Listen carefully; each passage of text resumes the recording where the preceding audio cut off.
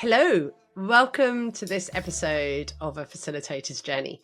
Today I am joined by Sneha Mujaria. Sneha is, I'm going to put words in her mouth, is a self-proclaimed geek when it comes to systems, operations and processes.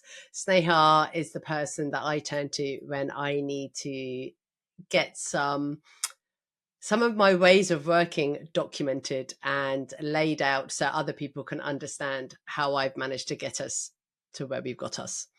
Sneha is going to share with us today what it is you can be doing in your business to create some very simple standards and some systems that then help you make your life easier and the lives of any team members or future team members, make it easier for them too.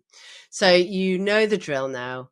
Get a cup of tea, get a drink, come join me on the pink chair and tune in your ears. Enjoy today's episode. Hey, Sneha. Hello, Kirsty. How are you? I'm good, thank you. Enjoying the sunshine. Yes, we're just going to name that this is being recorded in April. We're both in the UK, and for any overseas listeners, you'll know how much the Brits love their weather. Yes. So, yeah, it's sunny. Sneha, a question I ask all my guests who come on the podcast is, how do we know each other? We know each other because a mutual client introduced us at the time, I think. Yeah. Yeah. And I did a bit of work with you, and then we've just stayed in touch ever since. Yeah. I think. Yeah. I think that's right. The mutual person like is a few years ago now, isn't it now? Oh my God, yeah. 22. Yeah, 22, yeah. Wow. I think the mutual friend was Steph White of By the Way Creative. Yeah. So we're another good friend of SOF. Yes. If you need an awesome copywriting team, go find incredible. By the Way Creative. Yeah, we'll both say that. We love her. And Sneha, how do you describe what it is you do? Yes. So I do two things. So the first thing that I do is I help small business owners who predominantly work online or have a bit of a business that operates online, which I think is most businesses nowadays. Yeah. And I help them with their operations. So the not so glamorous side of running a business, which is all the back end stuff that no one ever really talks about, with their systems, processes, data, hiring a team, tech, strategy, all like the not so sexy sides, I think, of running a business. And then the other thing that I do is last year I launched School Operations, had to get some inspiration from the SOF for the name. I tried to call it something else, but I think it just works. Okay. And I help online operations professionals, so online business managers, COOs, just to get like really good at their skills, because there isn't much knowledge around how operations works in an online business. There are some books or some programs out there, but they're so outdated. And we're on our second cohort, so that's also what I do as well. But I talk all things operations, and I love that. It's my speciality. And for those of you who know me, this is why Sneha came into SOF to help me, because guess what, people? Me thinking about operationalizing the business, and we're going to talk about this in a moment, having processes and procedures. She's going to talk some 3-letter acronyms, the SOPs. Kirsty, where are your SOPs? We'll talk about what those are.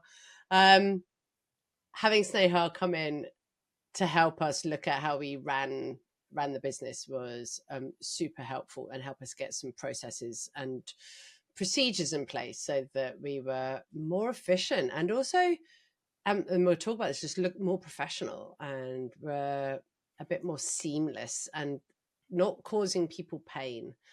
So if you were to describe to people, like, imagine you're talking to a group of solopreneurs who are facilitators and trainers, and where would you start? What would be some of the, how would you describe what it is, the business that you would do for them?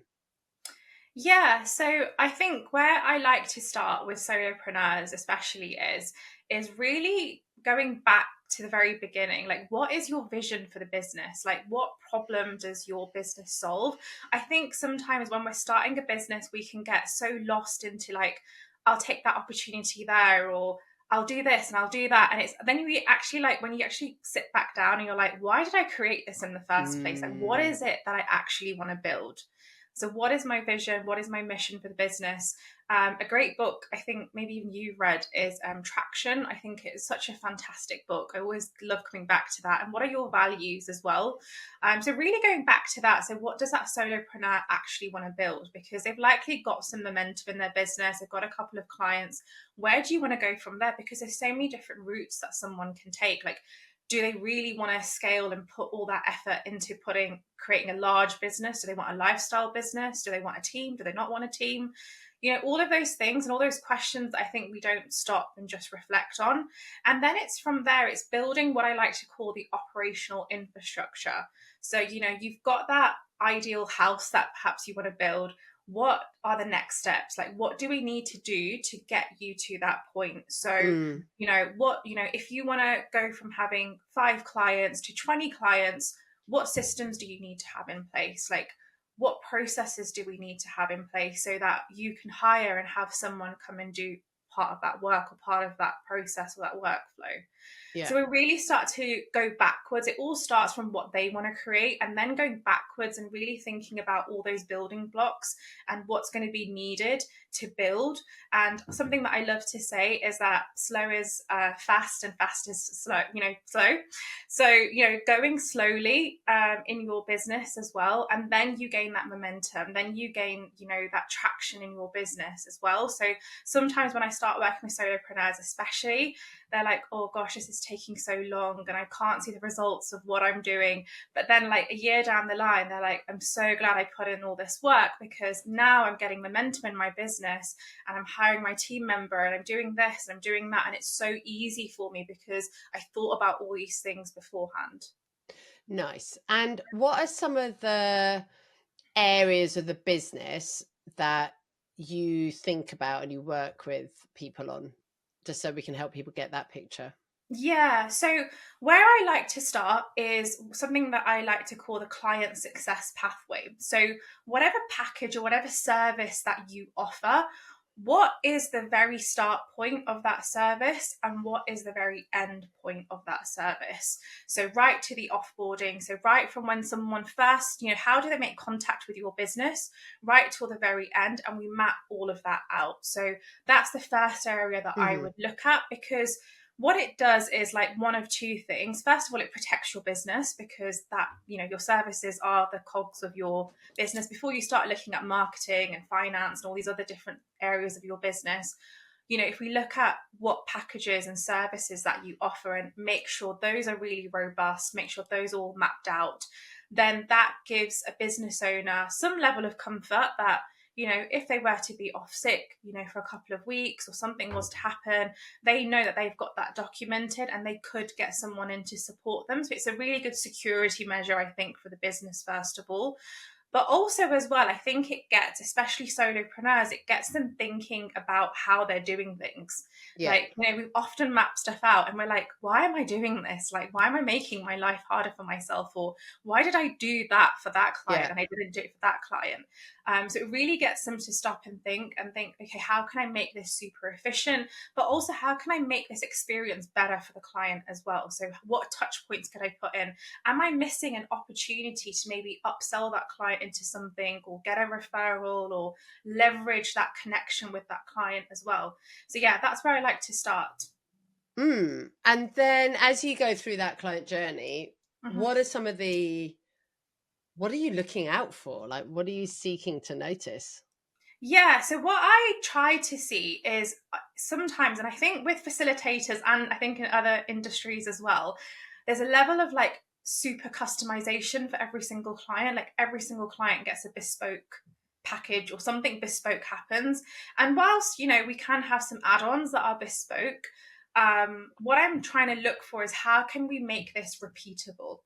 So how can we make the client delivery, how can we make the onboarding super repeatable, but also not making it robotic as well. So like not feeling like there's no personality or there's none of that the business owner's tone of voice coming through. How can we have the business owner's personality come through, but also make it repeatable? So you're not thinking, when you have to send a proposal out, you're not thinking, oh gosh, how did I do it last time? Let me go and like find all the documents and see how I did it last time. It's really, really easy and clear, and that business owner has a sense of confidence as well. So that's what I'm looking for, is repeatability.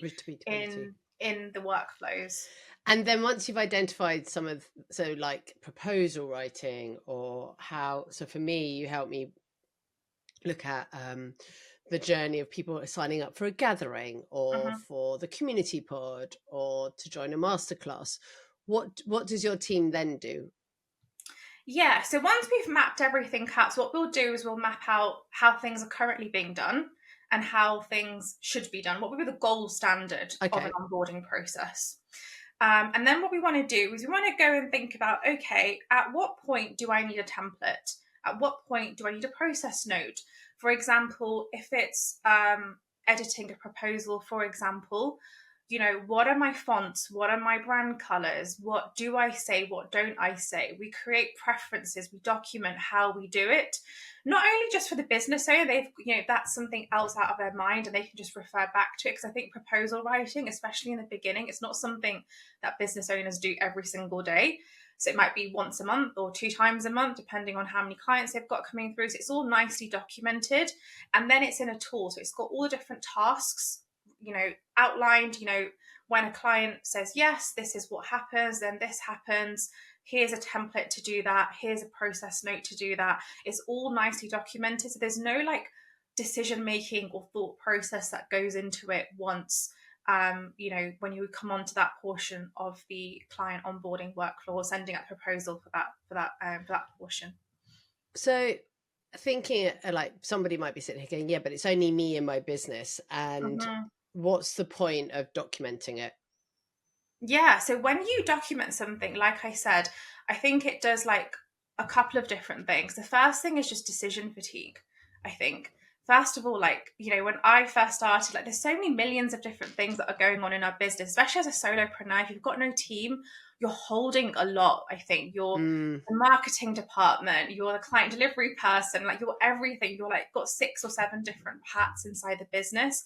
So having things documented gives you like, I just have to go and not really have to think about this because I've already thought about what my processes and what my systems look like. It's also a form of protection as well because you've also thought about how you work, how your business operates. So when a client says to you, oh, can I do this or can I have that or can we just straight away do this or do this little customization, you've already thought about the impact these things have on your business. And you can, firmly and assertively say, these are the policies. This is how I do things in my business. When you're on those client discovery calls, you can be like, okay, these are the next steps. You'll get a proposal. And once you accept the proposal, you'll get a contract and your first invoice. Then you'll get a welcome pack. You look and you're confident. And the person opposite you who's investing into you also feels confident because they know that you really thought about their experience and their journey as well. And I think that, something that we were talking about before we started the recording was there's nothing worse, I think, than investing in someone and then not hearing from them. Like if someone has to chase you, and it's really, it's normal as a solopreneur, we've got so many things going on, but if someone has to chase you, like they're already feeling a bit nervous, like about parting money. Like business owners don't like to part money anyway. So, make it easy for them. So those are like a couple of things. But I also think as well that eventually every business owner wants to grow. They want to grow their business. They might want to have some support in their business as well. And when you get to that point, you are likely going to be so busy. When you get to that point, probably straddling that point where you're doing all the work, you need a team member, but you're trying to wait for the cash flow to be at that right optimum level before you hire your first team member or get in like a level of support.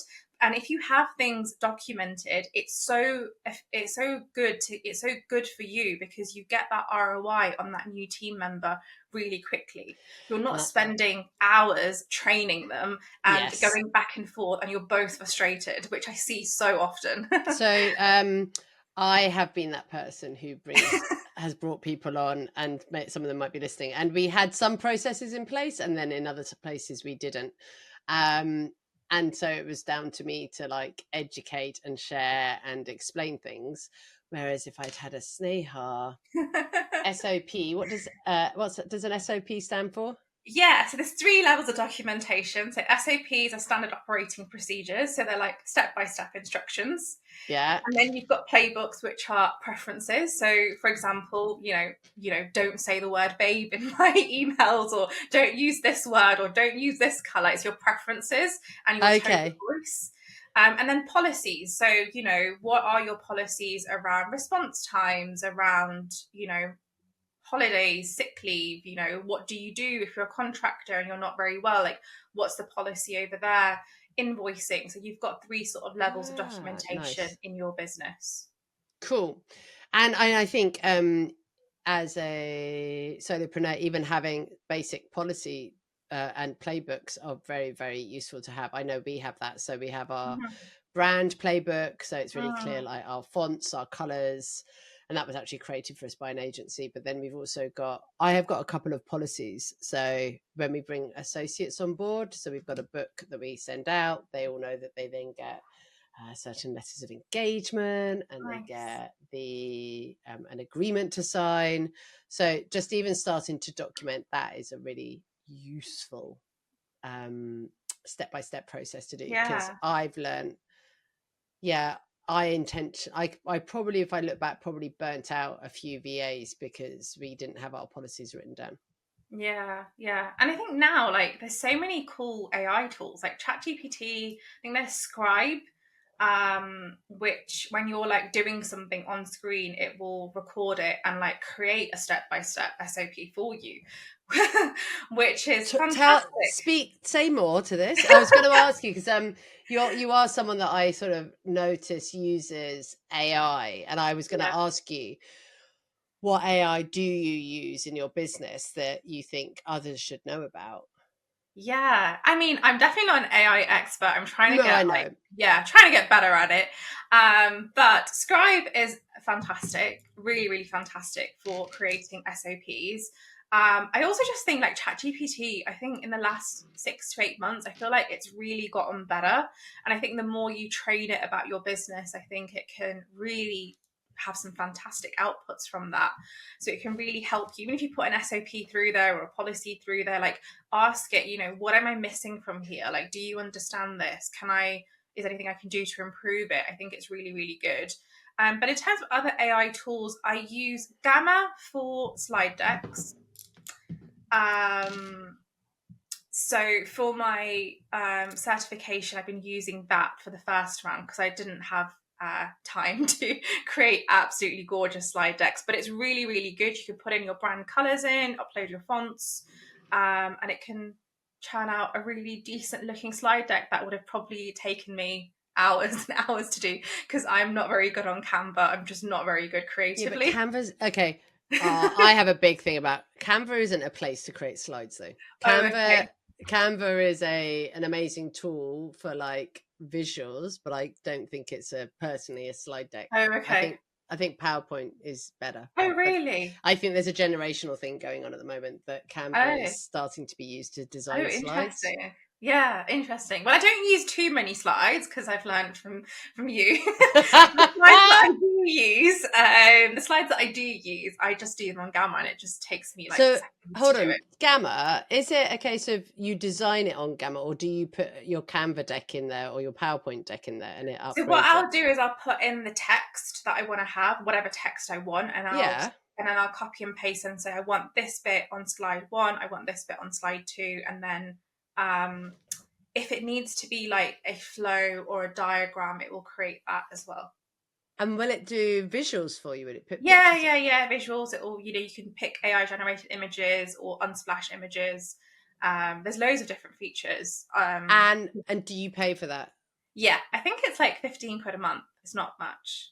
I know, but it's when you have lots of 15 subscriptions. But honestly, like I think it's just saved my life. I think I was gonna if I was gonna like pay someone to do that, it'd be like 10 times more. Well, yeah, that's that truth. So what else? And so you got Scribe, ChatGPT, Gamma. Yes. And then I use Claude. I love Claude for creative writing. But it does run out of juice very quickly, which is really annoying, even on the paid plan. What does that mean? So like it will stop, like there's only so much you can feed it in one day. It will say like Claude will respond back to you at 9 p.m. at night. So you've got to be really selective on what you ask it. But I really like it because if I am doing some sort of creative writing, I've uploaded my messaging document in there, so how I speak. And then I will ask it to take content that I've created and make it sound like have a better hook or create a better caption. It's really, really good for like writing sales pages because I think it isn't as like salesy or robotic. It has a bit more personality. So yeah, I really, really do enjoy using those three tools. And do you have Scribe, Chat, GPT, Gamma, and Claude? Do you pay for all of those? Yes, I do pay for all those. Yeah, not the $200 a month Chat GPT. Though, just £20 a month. Yeah. For sure. That's really interesting because I think all four. So what does Scribe do? Because I've never heard of that. Yeah, so Scribe, I think the free version is also really decent actually, but I think because we create a lot of SOPs, it's really useful for us. But what that does, it's basically an SOP, a process note generator. Process note generator. It's like I recognize those three words, but I can't figure out them all together. So for example, if you logged on and say you wanted to show your VA, let's pick an example, how to write an email on your Active Campaign, on your email marketing tool, you would do that as you are, and you just record it. And what Scribe will do is it will take screenshots and do specific instructions for you. And then that is an SOP, and then you send that to your VA. Or just for those who aren't watching, I'm like gobsmacked. I'm like, I love the idea of it. And as an individual, I'd never do it. But I can imagine there are some people listening to this who'd be like, oh my goodness, I need this in my life. Yeah, it's just a quick and easy way to do it if you need to send specific instructions to someone. Yeah. And one other AI tool I forgot is Fathom. Fathom, it follows me everywhere, to every Zoom meeting. It's free, but I love it. And tell me about Fathom and how you've used it. So Fathom is a note taker and it records the calls as well. So I think it's really good. It doesn't take up all that Zoom recording space. But what I recently did, which I think I posted it on my Instagram stories and it spiked so many questions back, so I've got to record some content around it, was for the certification and also for my consultancy business. I did a lot of sales calls between December and February. And I am not someone who's ever had to do sales calls before. Like, you know, we've always had referrals through, which is really nice. We've built our business predominantly on that. But I think I must have taken like 50 sales calls between December and February. And what I did was I downloaded all the transcripts, put them all into a Google Doc and segmented them by people who bought versus people who didn't. And I just ran it through ChatGPT and I was like, can you look at how I conduct sales calls? What insights can you give me? What did I do well? What did I not do well? From the people who didn't buy, why do you think they didn't buy? What could I have done differently? Which was really, really insightful. And also what I did was I'm training a ChatGPT bot at the moment to create content for me. And I put that through there, and the amount of like hooks, angles, content angles it came up with was just amazing. And I've got like hundreds of different angles to go off, and it's all in like the words that my ideal clients speak in. So it's so much nicer to use the actual language they speak in and like the fears they have or the pain points they have, and then I can address all of that through my content. So I just found it really, really, really insightful, like the analysis it got out of all those transcripts.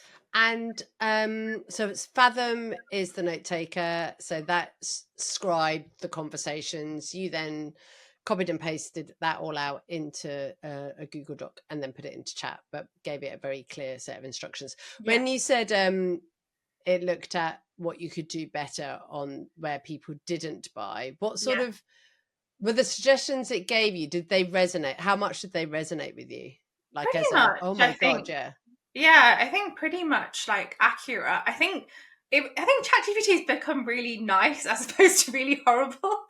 Um, so I think it said to me, like, you didn't pre-qualify these people enough before they joined the call. Like, the people that didn't buy hadn't really read through the sales page, they just booked a call in on a whim. And so you should do something to pre-qualify. And then I had like a little mini funnel going on in the background. So I analysed that and looked at the leads that came through that. But they just said, like, you need to pre-qualify the people that come and get on a call with you, and make sure it's really apparent, like, what the investment is. So it said to me that before the call, 24 hours before, you should send out a reminder that here is the curriculum, here's a sales page, and here is the investment, so that if they know it's out of their budget or they know that's something they don't want to do, they can cancel the call. Then it saves you both the time as well. Great idea. Yeah. So, love it. Yeah. Sneha, I'm looking at you because I know Sneha's a few years younger than me, and I'm like, oh my God, just the approach you're taking. I love it. Just like, ooh, lots of food for thought. And also, I should actually mention, Sneha is one of our speakers and workshop hosts at SOFest. So if you are coming to SOFest, or if we're now mid-June, July onwards, you may have heard Sneha talk, which is I'm just so excited for you, because I know, like, ever since I've known you, you've always wanted to do SOFest. And I'm just so excited it's actually happening. It's just, I can't wait. I'm so excited. There's about 80 of us at the moment. Yeah, it's going to be amazing. Hopefully the weather is amazing as well. So it's going to be a gorgeous couple of days. I'm hoping so too. That we'll have I'm laughing because, like, I know all the stuff that's coming up in terms of, we'll do a debrief on this, we'll do a wash up. I'm just hoping it's not a washout. I mean, I just hope it's not wet, because we know that just brings the weather can easily just bring people down. I have said to a group recently, SOFest is going to be the perfect time to wear your dry robe. If you've got a dry robe, wear it. Yeah. unless it's 80 degrees and it's too hot. Then I'm just so excited for you. I know you always, ever since I've met you, that's one of the first things I think you told me on one of our calls. So I'm just so excited it's actually happening. God. Thank you. It will be good. I'm excited. Right, enough of that loving. Everyone's like going on the podcast. Gosh, you two, get over it. So some of the things that you helped me, like, sharpen up in the business. So you introduced some tools into the business, Asana being the main one. Can we talk about tools that people, because obviously it's great to document your processes, but some of the things that you sort of said that would make it even better for us is to have a good project management tool in the background to make it easy. Can you talk about different types of tools that people could investigate? Yeah, so I think there's like two types of tools I think most businesses should look into. The first one is a CRM tool. So how you manage your clients, their contracts, invoices, how you send them information, how you communicate with them. I think it's good CRM tools are really, really good. There's some really good ones on the market. Like, I know lots of people use Dubsado, there's Moxie, and some people use HubSpot. There's quite a few CRM tools that are really good. Can low cost. Let's just assume not everybody knows what CRM stands for. What does it stand for? Oh, well, you stumped me then. Can I Google it? No, I know what it's. I think it's a customer relationship management tool. Yeah. I was going to say something else then, but yeah. It could be client relationship or customer relationship. I don't want to say it and then, like, be confidently wrong. Oh, I'm always confidently wrong, and until someone's confident enough to be confident against my confidence, they go, Kirsty, I think you're wrong. And I'm like, am I? Because I know that I just talk very persuasively. Rightly or wrongly. Okay, so it's a customer relationship management tool. Yes. It's the way I see it is, it's almost like each client has its own, like, sort of information information portal. And then from there we can, like, name email addresses, like what you've done with them, their preferences, and then there's also within that, you can, some of them use invoicing, though some of us are more likely to have different invoicing tools Yeah, because of working with corporates. of course. So Yeah. we're more likely to use QuickBooks, Free Agent, Xero. Others are available in other countries. Yeah. So we've got Dubsado, HubSpot for sure. Yeah. Any other ones? Moxie is a low cost good one that's just come on the market, I think, last year. For the US and Canadian listeners, Brilliant. Honeybook is one that we don't have in UK and Europe. Say that again. Honeybook. Yeah, there's some really good ones on the market. But yeah, I think as well, it's just good to like, and before you look at the tool, something that I do love to say is like what we spoke about earlier, which is mapping out your workflows, like map out your client management system. Like what is your onboarding? Like what do you want to do? Like how does this package work? And then look at the tools and say like, what features I'm actually going to use? Do I need all of this or do I not? Because sometimes a lot of people pay for things and they don't use them. And there's just no point. You might as well have like a really nice basic tool if that's what your workflow is. If your tool has like all the bells and whistles and you want it to do all these different things, then by all means. But it's always really good, especially like with, like you said, all these subscriptions can like add up, quite a lot. For each sure. month. So just make sure that you've mapped out your workflows first before you go and purchase a tool. Like I see so many business owners who like their friend has got Dubsado, so I must have Dubsado. That's not how it works. You map out for your business and then you kind of go from there. So that's one. I think it's really, really good because you can automate quite a lot of things. Like, you can automate, or you can have a workflow where you've inputted the client's birthday or their business anniversary, and you've got a lovely email that goes out without you thinking about it. That's a lovely touch point for that client or an ex-client, and you're keeping in touch with them. Nice. So there's loads of like nice things that you can do without you having to go in and think about it all the time and have that on your head. Okay. The other thing is project management tools. So Asana is one. It's a really, really great tool. Again, there's others like ClickUp. There is Monday.com. There is Notion. There's probably a few more that I don't know about, but they're equally as good. We use Trello. Yes. I mean... I like Trello, but I use it in a bespoke way. Trello is my least preferred one because it doesn't have some of the core features I think a project management tool should, but each to their own. Kirsty. But yeah, again, it is all about looking at your workflows and looking at, do I need all of this? Like a lot of people do not need ClickUp or Monday.com in their business. Absolutely not, because they're not operating a large team. They don't need all these different capabilities, and so it's a very expensive tool if you're not going to be using all those different features. The free version of Asana can be good. I mean, we used to have a client who ran like her whole agency off Asana, and it worked like a machine. It was really well run on the free version. Didn't pay anything. But it's all about what you put in. A lot of people use project management tools as glorified to-do lists, and that's not what it's for. It's there to like have workflows in place. Sneha's laughing. Sneha's laughing because I'm sitting here like looking slightly abashed and ashamed, going, "Yeah, I think it looks like a really beautiful to-do list, and it's more of it's separated out. It's more than just a list of things to do. I'm like, oh look, I've got a card that says raise the statement of work, which Victoria then goes off and does, which is brilliant.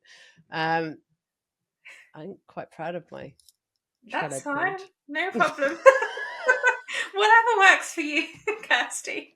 But yeah, like mapping out your workflow. So for example, if you are, let's pick, what would be something that would be part of the client delivery process for a facilitator? It could be organising.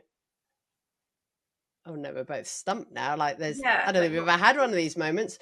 When we are running a workshop, so you've taken the brief from the client and then you need to design it. You then need to know the number, like the name of the participants, because you've got to send them out a pre-survey. Yeah. So for example, we take one element of that, which is designing the workshop. So what steps are involved in designing the workshop. So what would be the first thing someone does? What would be the last thing someone does? Outline that step by step.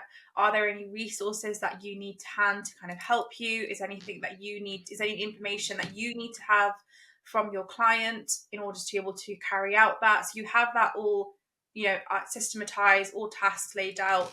By when do you need to get that done? Does it need to go for anyone for reviews? So you factor in all that time. Nice. It is really good. So on my team, so I've always recruited people who are not like me, which is perfect. So both Emily and Victoria really like using the Asana and Trello, because it means, like, I know Emily literally just follows it diligently, step by step by step. Yeah. She says, I don't have to think then. Yeah. I'm like, oh, yeah. wow. And nothing gets missed as well. Like, where's this link? Or did you send that email? Or did you do that? So if like Emily or Victoria are not in the business, they're not working every single day, Yeah. you can go in and see, okay, I can see that they've ticked that off. So that's where they've got to in that process. Yeah. I will admit, though, for someone who is extrovert, high feeling, full of big ideas, going through the process of mapping it out was bloody hard work mentally for me. Like, the rest of you loved it, but I was like, oh my God, this feels like torture. But I also get why we had to do it. But I'd say is, if someone is planning to go, like, actually, this is a really good idea and it's something that I should definitely do, just sort out your energy reserves, because you need to be ready for it mentally and emotionally. Yeah. And it has to, I think as well, it's good to have taken some messy action, like I like to speak first. So I think it's good before you like start doing this kind of work, like work with like a couple of different clients in a couple of different ways before you start standardizing it, because until you've like played and experimented a little bit with different approaches and different ways of doing things, you won't know what really works for you. And then you'll have spent so long creating systems around it only for it to kind of like change 6 months down the line completely. So yeah, have it at a point where you've it's not your first couple of clients. You've got you're on your fifth, sixth client, and you've been doing it for 6 or 7 months before you start looking at this.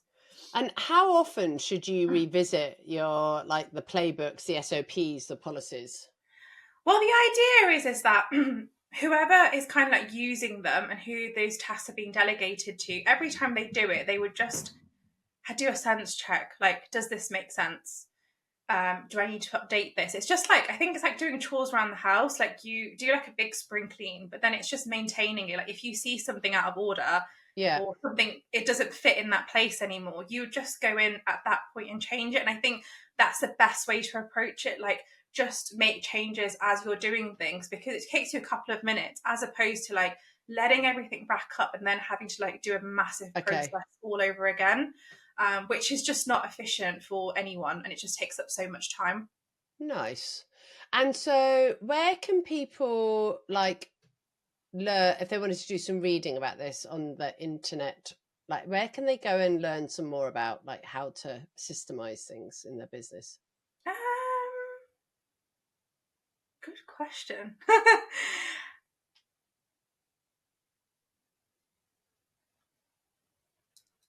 I have read a couple of books, but I don't feel any of them are very good.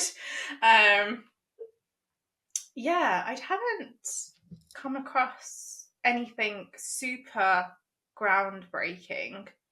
I think the best example, or the best sort of resource, not just for systematizing, but I think just in building like a repeatable business that can scale, is a book called Built to Sell. It's written like a story. So it's not like you're reading about systems, but it follows the journey of a person who wants to build a repeatable business so that he can sell it in the future.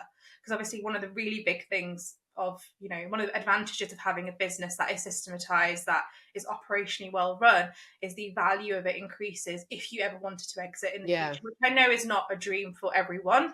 But I really liked the steps that he took and how he systematized things. And I think it's a really nice example. I think the business is about, the example that you used is around designing logos, I think, from memory.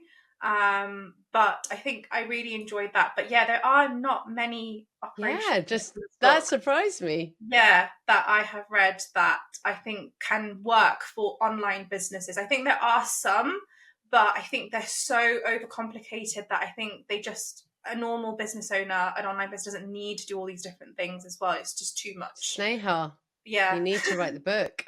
Yes, I'm waiting for my book deal. I love that. Penguin, hit me up. Well, yeah, or Kogan or Bloomsbury, all of Yeah, those. whoever. I'm I here, love ready. that. Okay, we're coming towards the end of the conversation. Here, I've got 4 quick fire questions. Are you Yeah. up for it? Yes, go for it. Okay. What advice would you give to someone starting out in business? Don't overthink it. Just test, experiment, play, and learn from it, and keep going. I love that. Who do you follow in social media land that you think others should too? I really enjoyed following the social climber, Grace Andrews. She is the marketing director of Stephen Bartlett's team.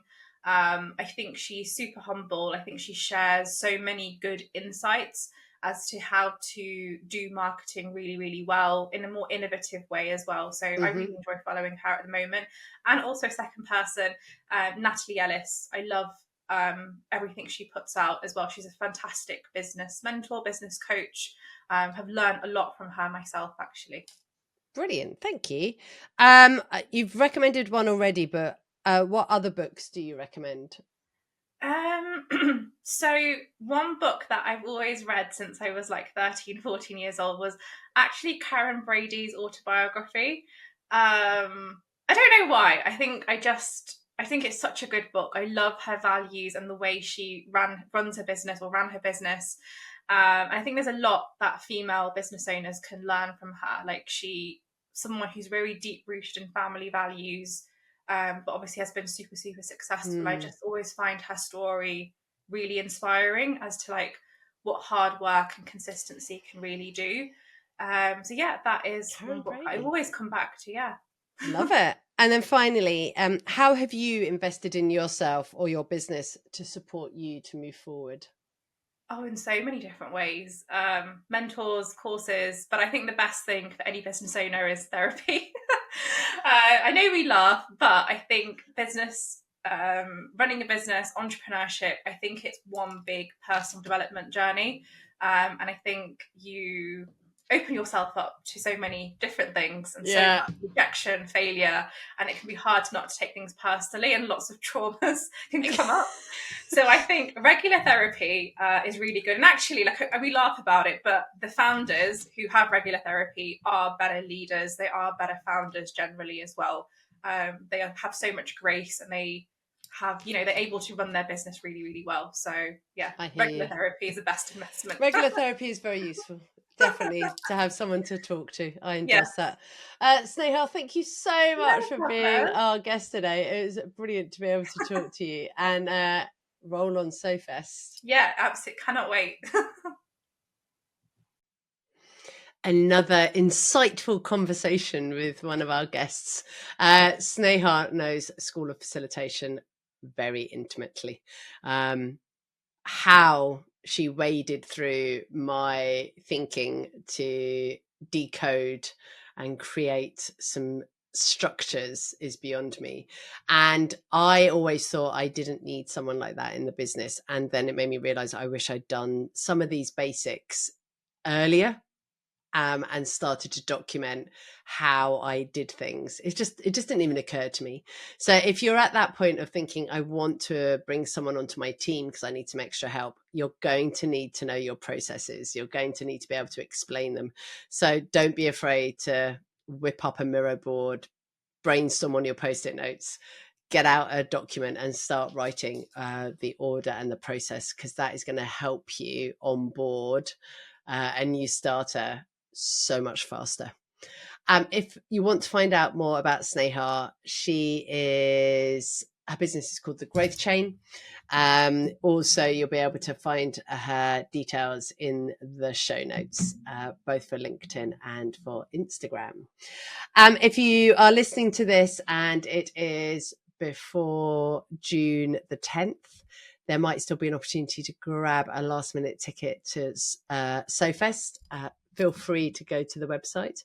Otherwise, you're now going to have to wait till 2026. I think it's going to happen again. Sneha just asked me offline, are you going to do SOFest again? And I think the answer is yes, I do want to do it again, even though I haven't done the first one yet. Anyway, thank you for joining me today, and I look forward to seeing you. That can't be possible. I look forward to you joining me at the next episode of A Facilitator's Journey.